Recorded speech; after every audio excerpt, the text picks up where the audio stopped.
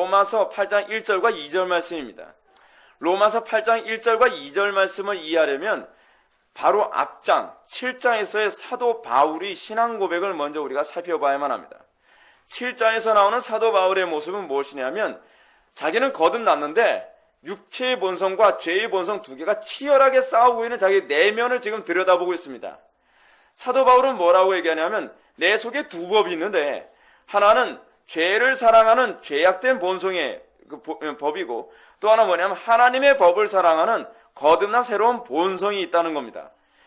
이 두 본성이 싸우는데 문제는 뭐냐면 하나님을 사랑하는 이 법이 이기는 것이 아니라 날마다 자기로 하여금 죄악 가운데 쓰러지고 있는 모습을 보면서 사도 바울이 이렇게 얘기합니다. 오라 곤고한 사람이로다. 누가 이 사망의 몸에서 나를 건져내랴라고 하는 탄식이 이 로마서 7장의 하반부를 장식합니다.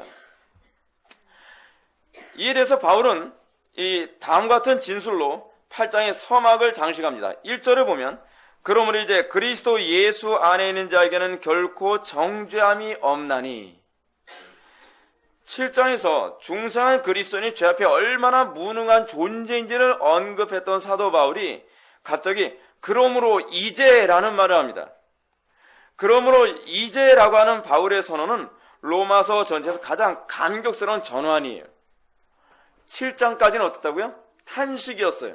7장까지는 난 거듭난 존재임에도 불구하고 왜 나는 죄 앞에서 이토록 쉽게 무너지고 죄 앞에 이렇게 쉽게 꼬꾸라지는 존재인가 라는 것을 통해서 탄식하던 사도 바울이 8장으로 넘어가면서 그러므로 이제라고 하면서 갑자기 전환을 얘기합니다.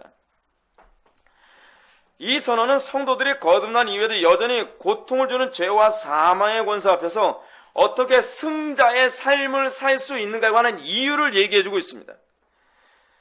즉 성도된 가치를 느낄 수 있도록 만드는 가장 위대한 전환이라는 거예요. 이 말씀은 8장으로 들어오기 전에 7장 24절에서 오라 나는 곤고한 사람이로다 이 사망의 몸에서 누가 나를 건져내랴 라고 하는 이 탄식을 하던 중생한 성도들의 탄식이 25절에서 우리 주 예수 그리스도로 말미암아 하나님께 감사하리로다. 그런즉 내 자신이 마음으로는 어떻게 해요? 하나님의 법을, 육신으로는 죄의 법을 섬기노라.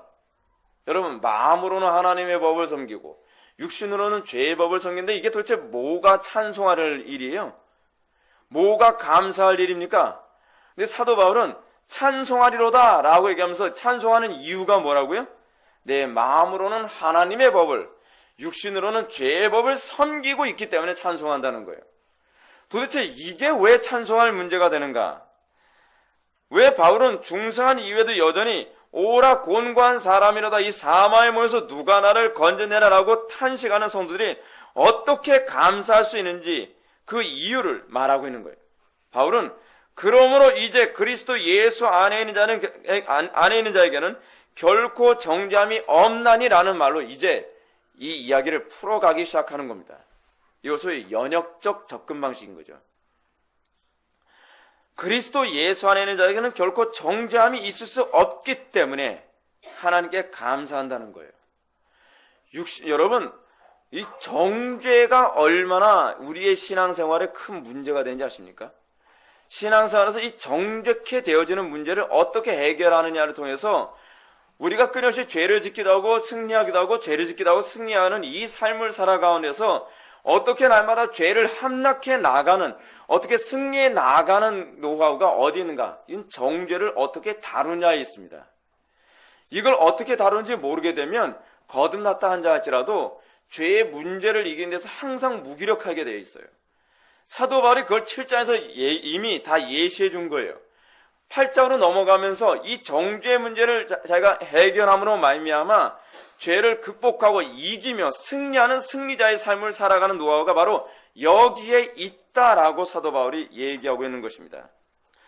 즉 우리 성도는 비록 육신으로는 죄의 법을 섬기는 모습에 빠지지만 그런데도 불구하고 성도는 세상 사람들과는 다르게 마음은 하나님의 법만을 추구한다는 겁니다. 그러므로 성도는 비록 불신자들처럼 죄를 범한다 하지만 그의 전 인격이 결코 죄를 추구할 수 없으며 죄를 즐거워할 수 없다는 겁니다. 이것 때문에 감사한다는 거예요. 자, 여러분들에게 제가 질문을 던지고 싶어요. 여러분들은 죄를 지면서도 죄를 이기려고 하는, 여러분들이 그러니까 연약하여 죄 가운데 빠지지만 이런 탄식이 있습니까? 내 속에 새로운 법 때문에 내가 언젠가는 이 죄악의 법, 이 육체의 본성에 내가 눌려서 죄를 범한 이걸 반드시 극복하고야 말겠다라고 하는 이런 본성이 있냔 말이에요. 여러분, 우리가 왜 기도를 하는데 간절해진지 아십니까? 우리는 죄를 즐길 수 없는 존재이기 때문에 그래요.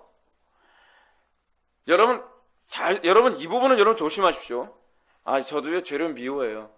죄를 미워하는데 뭐 어쨌다고요? 죄와 싸우십니까? 언젠가는 뭐 달라지겠죠. 이게 거듭난 본성이 아니라는 거예요. 거듭난 본성은 뭐냐면 우리가 죄 가운데 무너지고 쓰러지고 자빠지지만 우리의 본성은 어때요? 죄에 대한 적개심이 끊임없이 끌어오르는 거예요. 어떻게 하든 이 죄를 이기기 위해서 어떻게 해요? 과부의 강청기도처럼 하나님 앞에 매달리며 어찌하든 죄를 이기는 그 최후 승리하는 그 날까지 저항을 하는 마음이 내 속에 있다는 거예요. 우리는요, 그냥 세뇌를 받아서 그래, 죄는 나쁜 거야. 죄와 싸워서 이겨야지. 그럼 불경건이 이건 나쁜 거지. 근데 나는 죄하고 싸울 의욕이 없어. 이게 거듭난 심령이 아니에요. 거듭난 심령은 죄와 싸우자는 의욕으로 불타오르는 심령이에요. 괴로워서 견딜 수가 없어요. 어떤 사람이 죄를 범합니다. 그 사람이 거듭나지 않은 사람이에요. 근데 그리스도인들도 동일한 죄를 범합니다. 그럼 뭐가 차이가 있습니까? 사도 바울이 뭐라고 해요? 찬송하리로다. 왜 찬송한다는 거예요? 나는 이 죄를 즐길 수가 없다는 것에 대해서 찬송하고 있다는 거예요.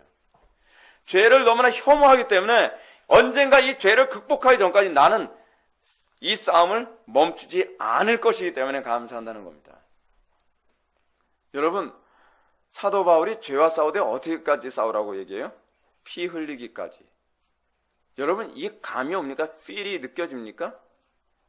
그냥 그래, 죄와 싸워야 돼. 근데 뭐 어쩔 수 없지, 뭐 현실적으로. 그 문제가 아니에요. 사도 바울이 지금 로마서 7장에서 내 마음으로는 하나님의 법을, 육신으로는 죄의 법을 섬기기 때문에 찬송한다, 감사한다라고 하는 얘기는 뭐냐면 나는 결코 내 마음이 이 육신의 법에 굴복이 안 된다는 얘기예요. 그래서 이걸 어떻게 하든지 극복하고 이기기 위해서 나는 끊임없이 투쟁을 하는 존재다라고 얘기하는 겁니다. 그것 때문에 감사한다는 거예요. 결코 마치 일제가 우리 국민들은 억압을 하지만 억압은 당하나 그 마음속에는 결코 굴복하게 되어지지 않는 거예요. 유관순 열사가 여러분 정말 끔찍하게 고문당하다 나중에 죽지 않았습니까?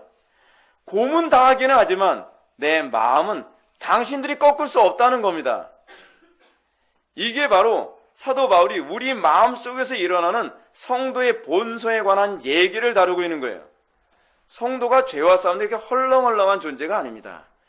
우리는 죄와 싸우는 걸 너무 우습게 생각해요. 저도 열심히 죄와 싸우려고 애를 쓰고 있어요. 게으름과 싸우려고 애를 쓰고 있고요. 불경건과 싸우려고 애를 쓰고 있어요. 애쓰는 문제가 아니라니까요. 그 문제가 아니에요.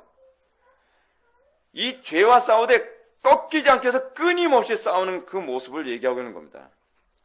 성도가 죄에 대해서 지속적으로 저항할 수 있는 기능이 생겼다는 것. 이것에 대해서 사도 바울이 뭐예요? 찬송하리로다. 하나님께 감사하고 있는 겁니다. 이것이 바로 칭의가 가져다주는 실질적인 효력인 거예요. 따라서 바울이 그리스도 예수 안에 있는 자에게는 결코 정죄함이 없나니라고 한 선언은 그의 영혼에 대한 칭의론적 선포를 얘기합니다. 즉 바울은 성도가 비록 자신이 연약하여 범죄를 저지르지만 죄 가운데 떨어지지만 그 범죄에 노예되진 않는다는 겁니다. 내 마음이 그것을 즐길 수는 없다는 겁니다. 내 마음은 끊임없이 그 범죄된 내 삶을 극복하고 이기기 위해 항상 싸우고 전진해 나가는 존재가 됐다는 것입니다.